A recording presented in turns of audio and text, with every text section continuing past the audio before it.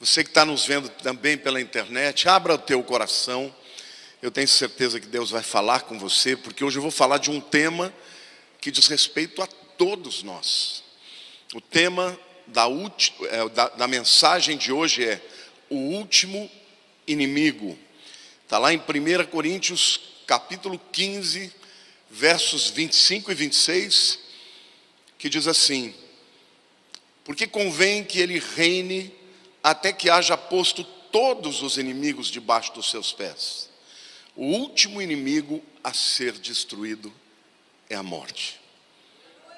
O último inimigo sobre o qual eu quero falar com vocês hoje é a morte. Na história da humanidade, gente, existem pessoas que todos nós temos aquela sensação de que deveriam ter vivido mais. Sim ou não? Todas as vezes que eu vou para os Estados Unidos, e especialmente para a Disney, eu fico muito encantado com a mentalidade do Walt Disney. Um homem que começou desenhando um ratinho, inspirado por um companheiro no quarto que ele morava em Nova York, que era um quarto muito simples, e havia um ratinho ali, que era o único companheiro que ele tinha, e ele alimentava aquele ratinho. E por conta disso nasceu o Disney, nasceu o Mickey, e do Mickey a Disney, e este homem sonhou com coisas grandiosas, com um mundo melhor, com um mundo mais inclusivo, com a queda das barreiras de separação. Este foi um homem extraordinário que até hoje impacta a cultura do mundo. Quando ele morreu, todo mundo fica pensando: como teria sido se ele vivesse mais? O que mais sairia da mente de um homem como esse?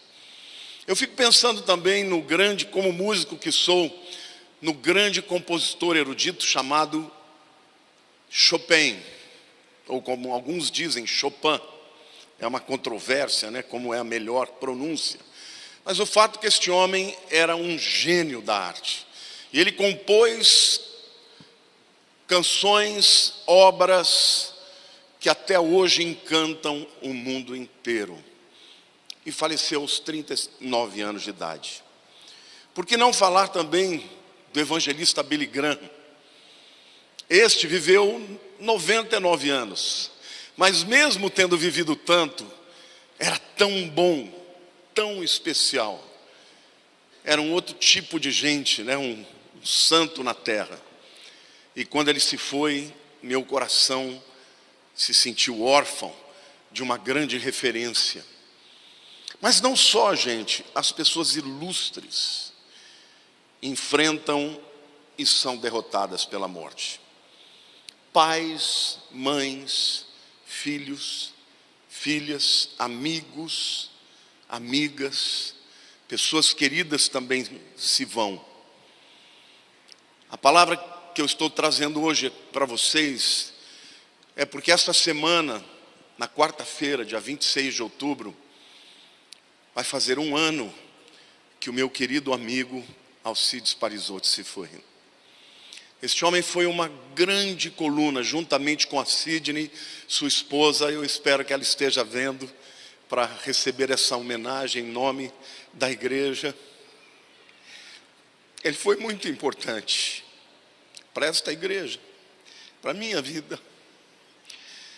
E a verdade, gente, é que a morte vem para todos.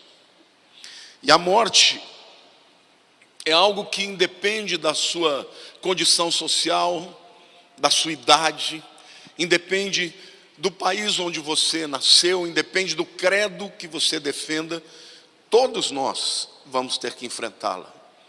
E segundo o texto do apóstolo Paulo, a morte é o último inimigo a ser vencido. Mas eu quero te dizer uma coisa, meu querido: ele vai ser vencido, porque ele já foi derrotado pelo nosso Senhor e Salvador Jesus Cristo. Amém? Aplauda ao Senhor, dê um grito de vitória aí. Ó morte, onde está? Ó morte, a tua vitória. Então a mensagem de hoje é uma reflexão a respeito disso.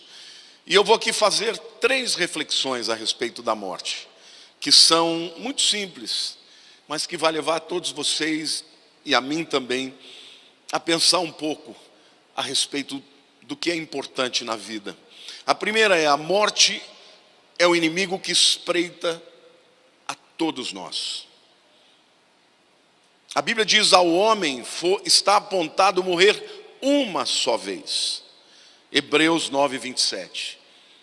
Uma só vez, não terá um renascimento, uma reencarnação, segundo a Bíblia. Todos morrem uma só vez. E esse é um compromisso, queridos, que todos nós vamos ter. Outros compromissos podem ser cancelados, postergados e até mesmo negados, mas esse não. A menos que você esteja no dia do arrebatamento, você vai enfrentar a morte. Esse inimigo também, que pode nos vencer de diversas maneiras. Algumas vezes na juventude, e até mesmo na infância. Algumas vezes na velhice, quando os nossos corpos vão se deteriorando, e a gente vai percebendo isso. Algumas vezes de maneira abrupta, por exemplo, com a morte de acidentes fatais. Outras vezes, as pessoas perdem a batalha por cooperarem com o inimigo. Como aqueles, por exemplo, que morrem em acidentes por estarem alcoolizados ou drogados. Ou então, por hábitos que não são saudáveis, como cigarro, como drogas, como comilanças e outras coisas mais. Muitas mortes são resultados de violência doméstica ou de crimes. A verdade é que o inimigo ceifa vidas de muitas maneiras. E agora mesmo vidas estão se perdendo inocentemente por conta de uma guerra entre duas nações. Muitos morrem tranquilamente, em casa, no seu quarto, rodeado de queridos, de amigos, de familiares. Minha mãe morreu dormindo, como ela sempre pediu, mas outros morrem sozinhos, angustiados, com dor. Muitos tiram a sua própria vida. De qualquer forma, todos vão ter um encontro, um enfrentamento com a morte. A primeira reflexão que eu faço aqui é que algumas pessoas morrem por motivos banais, enquanto outras morrem por motivos que valem a pena. Mas todos eles têm que enfrentar a morte. A segunda reflexão que eu quero fazer na mensagem de hoje é que a morte é um inimigo que Jesus enfrentou. Hoje eu estava fazendo uma pesquisa num site que mostra real time, as pessoas que nascem e morrem. É um site que você entra e você vai vendo o número de pessoas que estão nascendo e o número de pessoas que estão morrendo. Há mais ou menos meia hora atrás, quando eu consultei, tinha nascido no mundo, hoje, 151 mil pessoas. E tinham morrido 63 mil pessoas. Então, de um lado, você vê pessoas que estão celebrando o nascimento de um filho, de um neto. Mas existem pessoas enlutadas, chorando pela morte de alguém muito querido. A morte, ela é realmente algo que todos temem. Embora as pessoas digam, eu não temo a morte. Mesmo nós que somos cristãos, ainda que tenhamos muita convicção de que a morte não é um fim, todos nós de alguma maneira temos medo do enfrentamento. Como vai ser? Eu sempre pensei, meu Deus, eu não quero morrer de falta de ar. Eu que tenho bronquite, já passei algumas perrengues assim, né? E Deus é tão bom, gente. Eu tinha tanto medo de pegar Covid, porque eu falava, eu sou aquela pessoa que tem todas as comorbidades, né? Mais de 60, obeso, com bronquite, e vai pondo aí. Eu estava lá nos Estados Unidos no ano passado, fiquei fechadinho durante todo o tempo, só de pavor, né, de pegar essa doença. A verdade, gente, é que eu chamei a Érica, o Ramon, meus netinhos, que eu estava com saudade, e eles lá foram. 3 dias depois, pegaram o Covid. Eu falei, agora não vai ter jeito. Irmãos, a Lilian, que não tem nada, ficou derrubada. E eu, que tinha todas as comorbidades, não tive nem sintoma. Eu fiz 3 testes, que eu falava, não é possível que eu estou com Covid. E dava positivo. Passei pelo Covid. Depois disso eu falei, bom Senhor, a minha vida está nas tuas mãos, né? Mas a gente tem um medinho de morrer. A gente não quer enfrentar esse inimigo, mas é bom demais saber que Jesus enfrentou essa morte no meu lugar e no seu lugar. Amém? Hebreus 2:9 diz assim, pode aplaudir.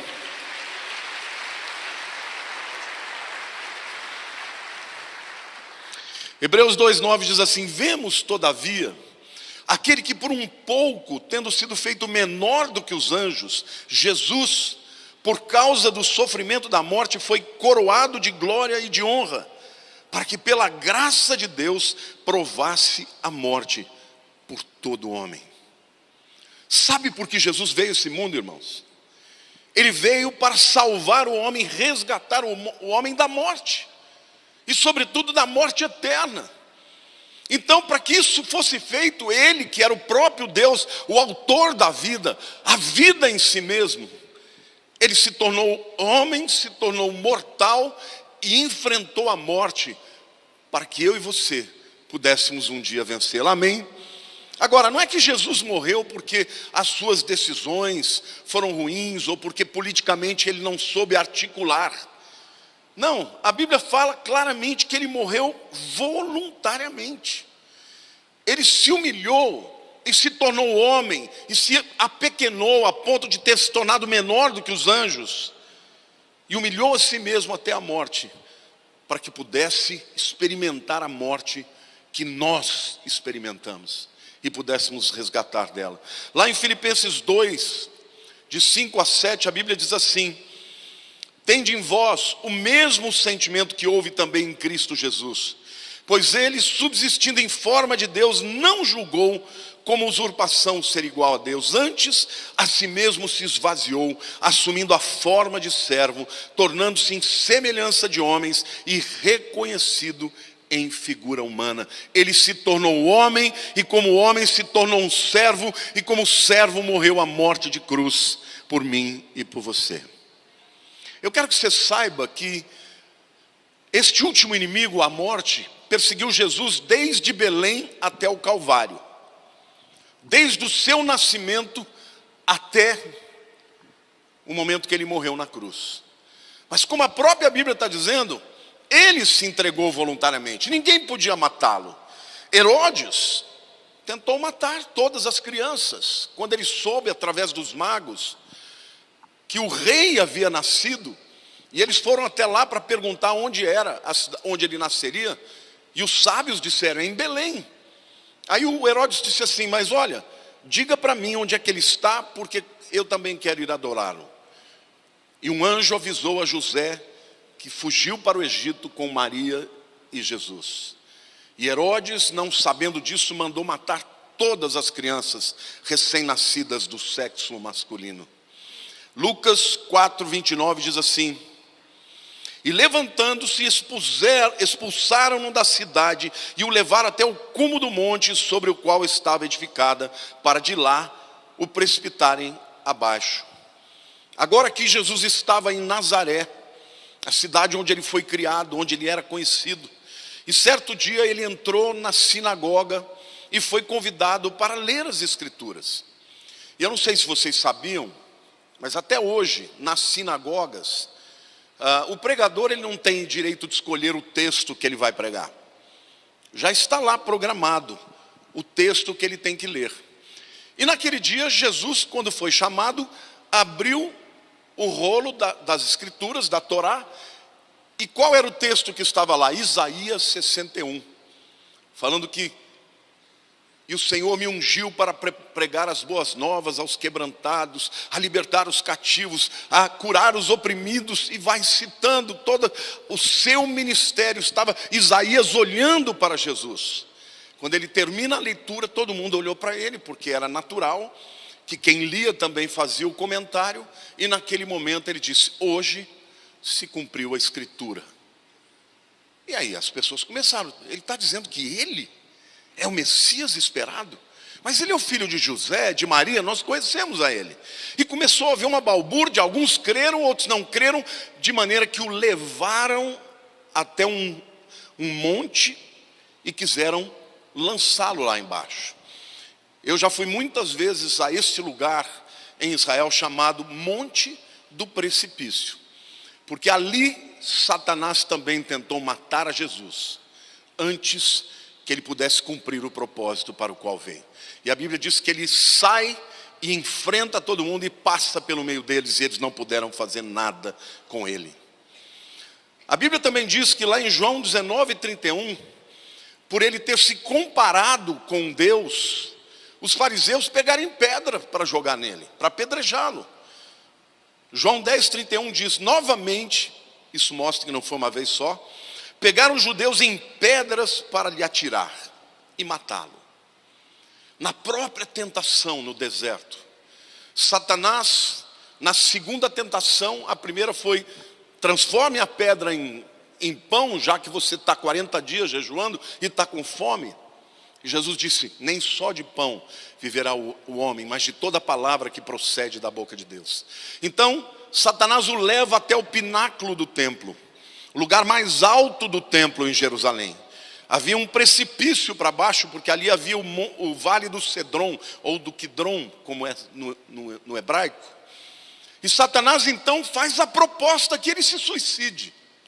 O que o diabo queria ali era lançá-lo, queria que ele se suicidasse. Olha o que diz Mateus 4:6. Ele diz: se tu és filho de Deus, atira-te abaixo, porque está escrito: aos seus anjos ordenará a teu respeito que te guardem, e eles te susterão nas suas mãos, para não tropeçares em alguma pedra.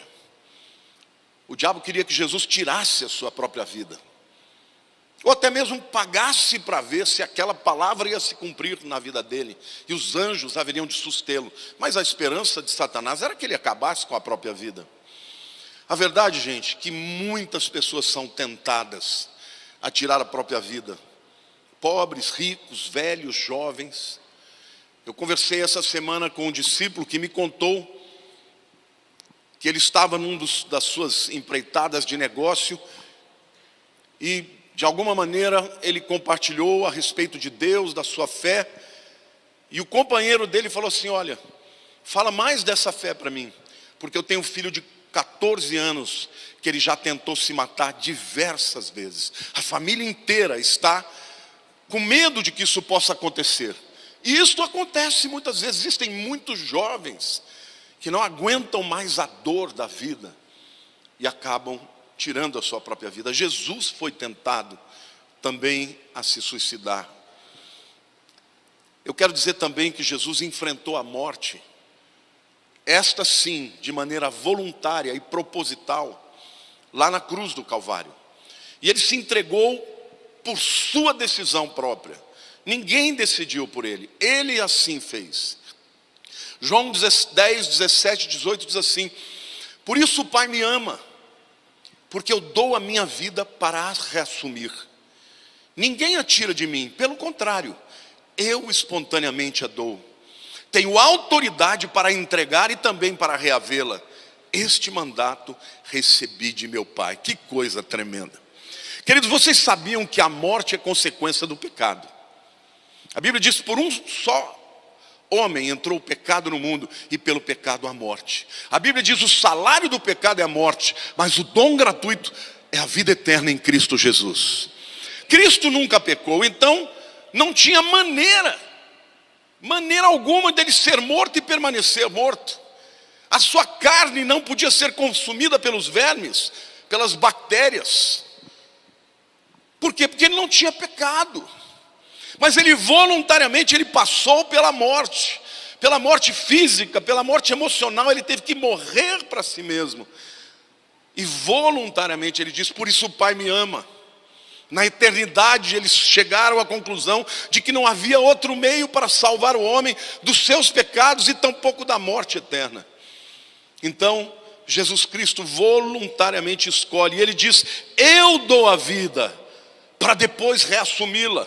Eu vou ressuscitar, ninguém a tira de mim, pelo contrário, eu espontaneamente a dou. Ninguém matou Jesus, ele se entregou. Tenho autoridade para entregar e também para reavê-la. Este mandato recebi de meu Pai. Amém, queridos? E a terceira reflexão que eu quero fazer com vocês é a mais tremenda. A morte é um inimigo que Jesus venceu. Quantos podem dar uma salva de palmas e um grito de glória aí?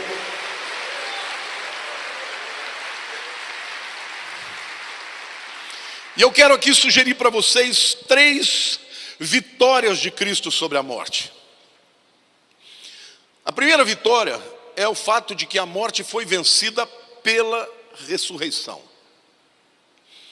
1 Coríntios 15, 20 diz assim: mas de fato, Cristo ressuscitou dentre os mortos, sendo ele as primícias dos que dormem. Eu preciso explicar para vocês o que é essa expressão, as primícias. O povo judeu era um povo que vivia de uma cultura agrícola, da agropecuária. Então, Deus ordenou que 3 vezes ao ano, nas chamadas festas de peregrinação, o povo tinha que vir de toda a terra de Israel para Jerusalém, no templo, para adorar a Deus e para ofertar as suas primícias. Eu vou explicar para vocês o que eram as primícias. Imagine um campo de trigo, ou um campo de cevada. Então, o lavrador, o dono daquela terra, ele ficava observando enquanto aqueles ramozinhos estavam verdes. As primeiras plantinhas, os primeiros ramos que começavam a amarelar, dando sinais de que estavam ficando maduros, ele punha uma fita vermelha em torno deles, em todo o campo. E ali ficava aquela fita. Uma fita vermelha que representa Jesus, a primícia de todos os demais. E aí então, quando chegava o tempo da colheita, eles colhiam toda aquela colheita, a parte que lhes cabia ficava com eles, mas as primícias eles levavam para Jerusalém para ofertarem no templo. Então as primícias, meus irmãos, significa aquela oferta, como o Murilo disse aqui hoje, o primeiro lugar, a primeira colheita, a melhor parte, eles separavam para Deus. O que a palavra de Deus está dizendo em relação a Jesus? 1 Coríntios 15, 20, de fato Cristo ressuscitou dentre os mortos, sendo ele as primícias dos que dormem. Aqui a palavra dormir é um eufemismo, porque no Novo Testamento a palavra thanatos, morte, sempre também tem um significado de morte espiritual. Então Paulo nunca usa morrer para crentes. Ele fala de dormir, porque todos um dia vão ressuscitar, amém? A morte dá uma ideia de morte eterna. Agora, o que Paulo está dizendo é que Cristo é a primícia, foi o primeiro que ressuscitou, e depois nós que cremos nele, também vamos ressuscitar um dia, amém? Você pode dizer glória a Deus.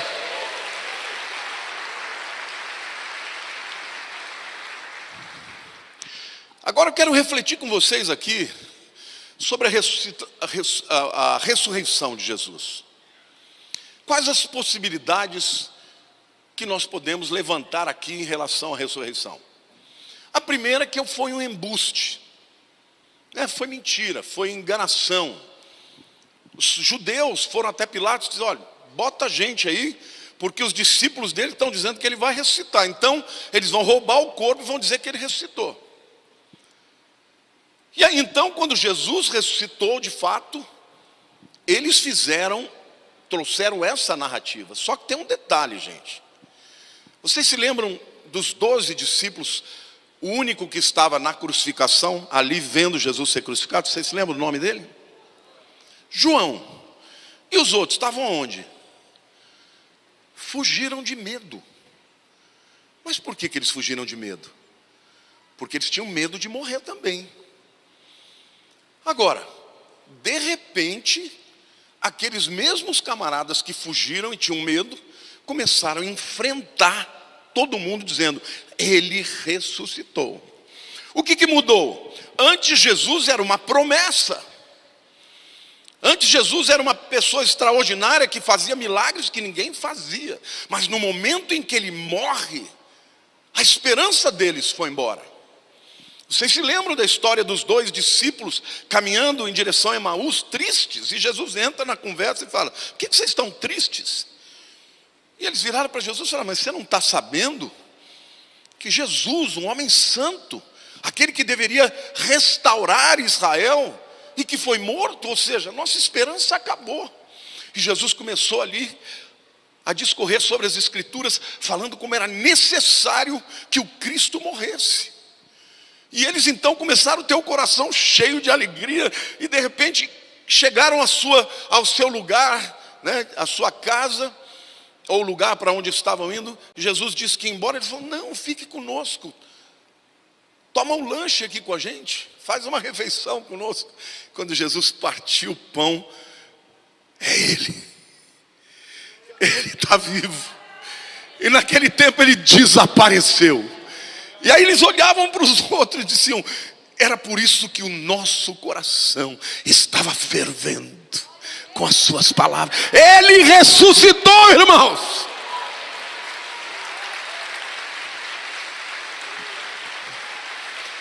Agora não era mais uma promessa, agora não era mais uma ideologia, agora era um fato. E o fato é que Jesus não só se revelou aos discípulos, ele se revelou a 500 pessoas como Cristo ressurreto.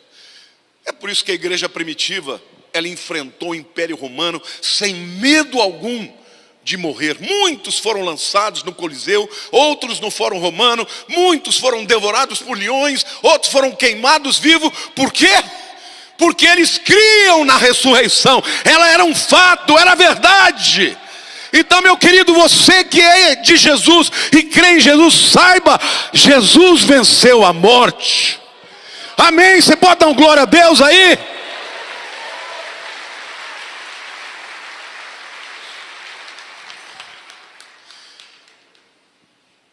Poderia ser um embuste, mas ninguém morre por um embuste. Mas é a verdade, é um fato. E por isso muitos morreram. Ou porque viram a Jesus ressuscitado, ou porque conheciam alguém que tinha visto. Então as primeiras gerações de cristãos eram pessoas que não tinham medo algum de morrer. Porque eles sabiam que aquilo era um fato. O grande historiador Flávio Joséfo falou a respeito dos cristãos que seguiam Jesus, um homem justo, que morreu e que muitos dizem ter ressuscitado. Então a verdade, gente, é que Jesus morreu e ele venceu a morte através da sua ressurreição. A ressurreição foi a demonstração da sua vitória. O apóstolo Paulo diz, ó morte, onde está a tua vitória? É isso, irmãos. Ainda que nós morramos, ainda que nós tenhamos que enfrentar essa morte, nós não a enfrentaremos sozinhos. Ele estará conosco, eu creio nisso. Glória a Deus. A Bíblia diz que quando morreu Abraão, quando morreu Lázaro, e o rico foi sepultado, e o Lázaro foi escoltado pelos anjos ao seio de Abraão. Que coisa tremenda, irmãos. Muitos cristãos que já passaram por essa experiência, né, que eles chamam de near death experience, experiência de próximo da morte. Alguns chegaram a morrer mesmo.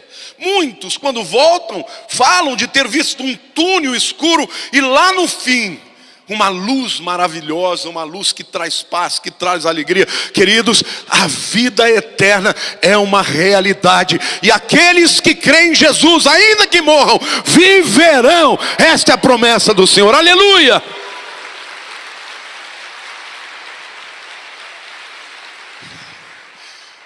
Mas a ressurreição de Jesus não garantiu somente a sua vitória sobre a morte, garantiu a nossa vitória sobre a morte. A segunda verdade que eu quero falar sobre isso é que a morte foi vencida pela promessa do céu. Em primeiro, a morte foi vencida porque Jesus ressuscitou. Em segundo lugar, a morte foi vencida pela promessa dos céus. Quando Jesus começou a falar para os discípulos da sua morte, ele disse assim, em João capítulo 14, os 3 primeiros versículos: não se turbe o vosso coração, credes em Deus, crede também em mim. Na casa de meu pai há muitas moradas, se assim não fora, eu vou-lo teria dito, pois vou preparar-vos lugar, e quando eu for e vos preparar lugar, voltarei e vos receberei para mim mesmo, para que onde eu estou, estejais vós também. Nesse momento, Jesus está na presença do Pai. Nesse momento, os nossos queridos que criam em Jesus já estão na presença. Dona Pina, seu Osvaldo já está lá, jovem, bonito. Minha mãe, meu pai, meu irmão, pessoas amadas que foram crendo em Jesus, tem a promessa do Senhor: eu vou preparar-vos um lugar, para que onde eu estiver, vós estejais também. Quantos querem estar com Jesus na vida eterna? A terceira reflexão que eu faço sobre a vitória de Jesus sobre a morte. A morte foi derrotada pela promessa da volta de Cristo. Sabe por quê, gente? A promessa da volta de Cristo diz respeito a vencer a morte.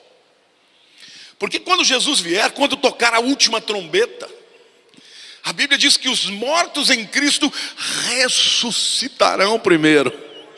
Depois nós, os que estivermos vivos, seremos juntamente arrebatados com Ele dos ares. E então estaremos para sempre com o Senhor. Agora não mais com corpos mortais que se decaem, que se deterioram, mas com corpos glorificados, semelhantes ao Jesus. A morte não mais estará conosco, não haverá mais enfermidade, nem dor, nem doença, nem pecado, porque Ele prometeu. Aleluia, dá um glória a Deus aí, meu irmão. Diga Jesus, diga Maranata. Grita, Maranata. Aleluia, Maranata é ora vem, Senhor Jesus. 1 Tessalonicenses capítulo 4, versos 13 a 18 diz assim: Paulo está falando com os crentes da igreja de Tessalônica, que eram novos convertidos. E eles estavam apavorados, porque alguns diziam que Jesus já tinha voltado, eles tinham ficado. Outros estavam dizendo: e os mortos que morreram antes, eles não vão subir? E aí então Paulo escreve uma carta a esta igreja explicando sobre a volta de Jesus. Ele diz: não queremos, porém, irmãos, que sejais ignorantes com respeito aos que dormem, aos que morreram, para não vos entristecermos como os demais que não têm esperança. Pois se cremos que Jesus morreu e ressuscitou, assim também Deus, mediante Jesus, trará em sua companhia os que dormem. Diga assim: nós estaremos com Ele. Ora, ainda vos declaramos por palavra do Senhor isto: nós os vivos, os que ficarmos até a vinda do Senhor, de modo algum precederemos os que dormem.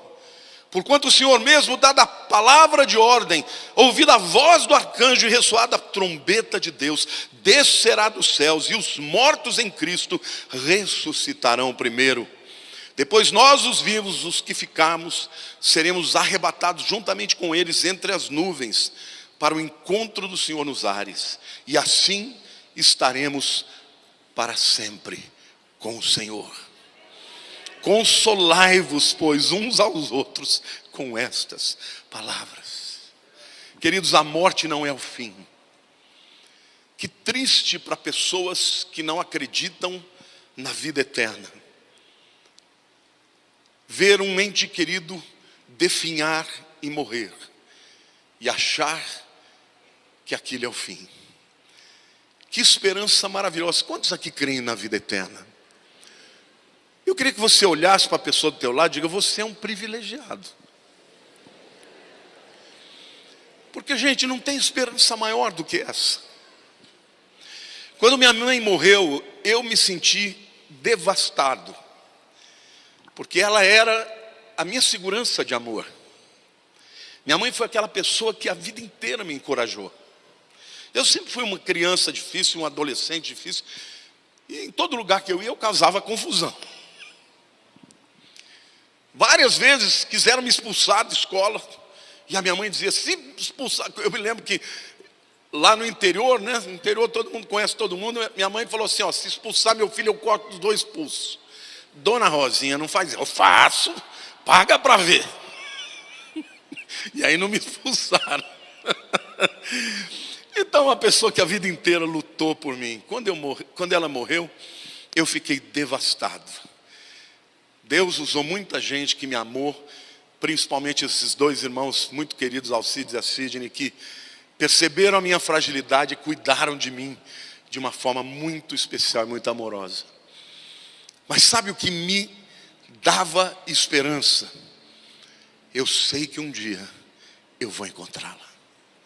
E eu vou encontrar não somente ela, todos os que se foram antes, minhas ovelhas queridas, e todos os heróis da fé que eu quero muito conversar. Eu quero conversar com Paulo, eu quero conversar com Pedro, eu quero falar para o Adão: bonito, né, malandro?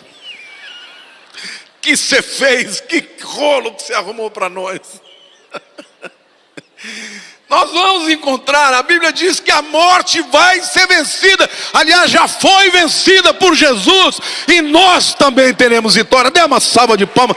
Glorifique a Deus. Esta é a realidade mais importante na vida do crente. Então eu quero concluir essa mensagem dizendo: a morte, o último inimigo, será um dia finalmente destruída.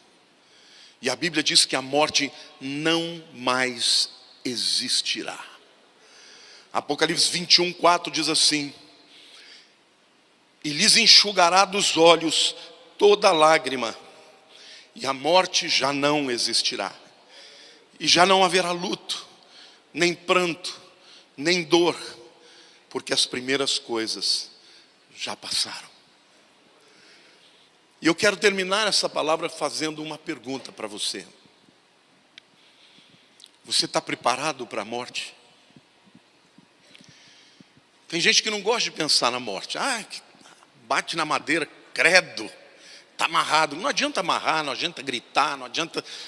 Não tem ninguém, nem rico, nem pobre, nem jovem, nem adulto. Quando ela vem, meu irmão, se tiver na tua hora, você vai. Agora, como é que você se prepara para a morte?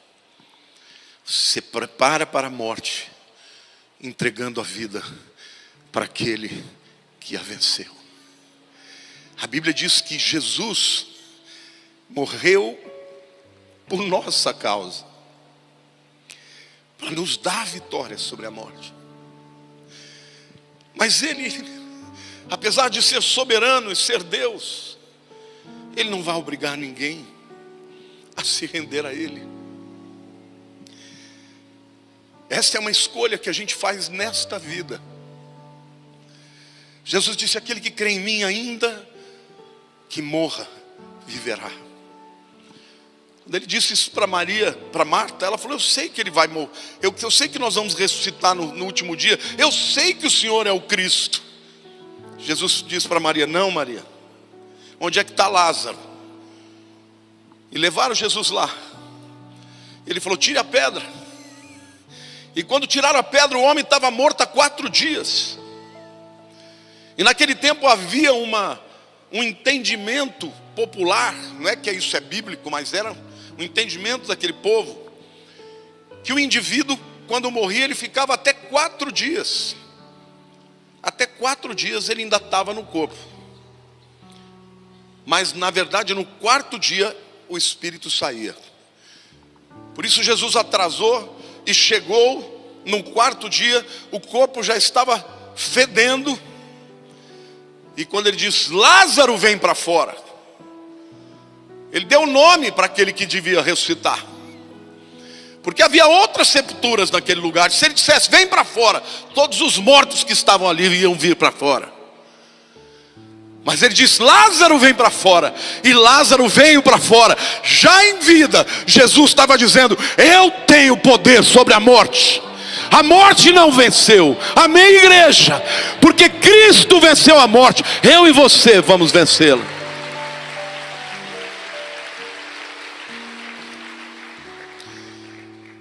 Mas para que você receba a vida eterna, você tem que crer que Jesus morreu no seu lugar e no meu lugar.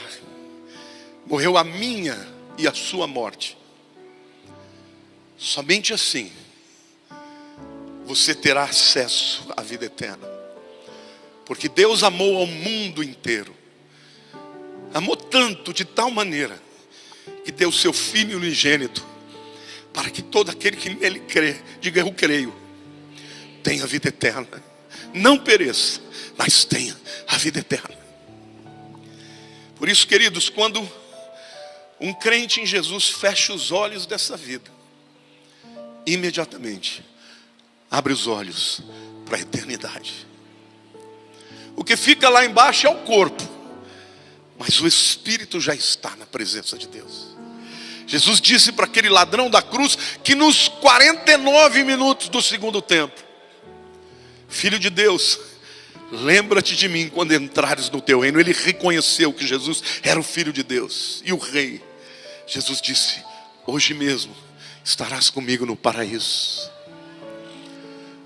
O céu é um lugar maravilhoso, cheio de glória e gozo. Lá eu hei de ver o meu Salvador. O céu é um lugar maravilhoso. Quantos de vocês aqui sabem e creem que um dia vão encontrar Jesus? Então feche os seus olhos, querido.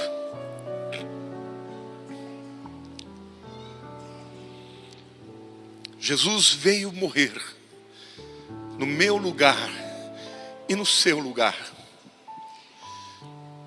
Um pecado só já nos tira da vida eterna. Mas quando Jesus morreu no meu e no seu lugar, o seu sangue nos perdoou dos pecados.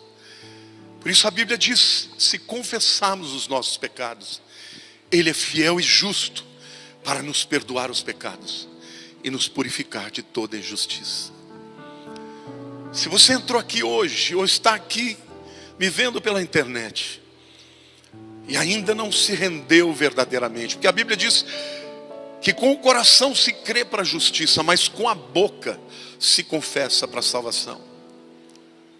Se hoje você está aqui e não tem certeza da tua vida eterna, o Senhor está querendo te dar esta chance de se entregar a Ele e dizer, Senhor, eu quero. Eu reconheço que eu preciso do Salvador Jesus. Eu sou pecador e eu preciso que Ele me perdoe os pecados. Eu quero fazer parte da tua promessa. E eu quero ressuscitar no dia da tua vinda. Se você entrou aqui hoje, ou se está me vendo, se você está na internet, você pode colocar o seu nome aí nesse QR Code, dizendo, eu quero entregar a minha vida para Jesus. Mas hoje, você que entrou aqui, meu querido, se você tem alguma dúvida sobre isso, hoje é o dia de você terminar as suas dúvidas e dizer, eu quero Jesus como Senhor e Salvador da minha vida. Hoje eu vou confessá-lo como o único caminho para a salvação. Se você quer fazer essa oração comigo, levante a sua mão onde você estiver, e eu vou orar com você e por você. Graças a Deus. Levante a mão bem alto, não tenha receio. Graças a Deus, graças a Deus, graças a Deus, graças a Deus. Eu quero pedir a você que está fazendo essa oração, vem aqui na frente do púlpito. Eu vou orar com você e por você. E hoje a Bíblia garante que você vai ter o seu nome escrito no livro da vida. Pode sair, meu querido, vem aqui à frente. Não tenha vergonha. Hoje é dia de você confessar publicamente. Aplauda ao Senhor. Glorifique a Deus. Deus te abençoe, meu querido. Deus te abençoe, minha querida. Pode vir, não tenha receio. Jesus disse: aquele que me confessa perante os homens, eu o confesso perante os anjos do meu Pai. Pode vir, fiquem bem juntinhos aqui, todo mundo. Bastante gente vindo aqui. Glória a Deus, dá uma salva de palmas. A Bíblia diz que uma alma vale mais do que o mundo inteiro.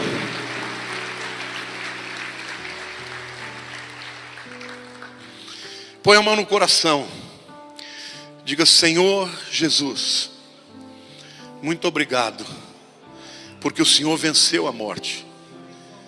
E ao crer em Ti e confessar o Senhor como meu Senhor e Salvador, eu também vencerei a morte. Muito obrigado, Senhor. Ajuda-me a crer a cada dia mais. Ajuda-me a entender as Tuas bênçãos, porque eu quero viver para Ti, para a Tua honra e para a Tua glória. Eu te confesso, Jesus Cristo, Tu és o meu Senhor e o meu Salvador. Amém. Aplauda a igreja.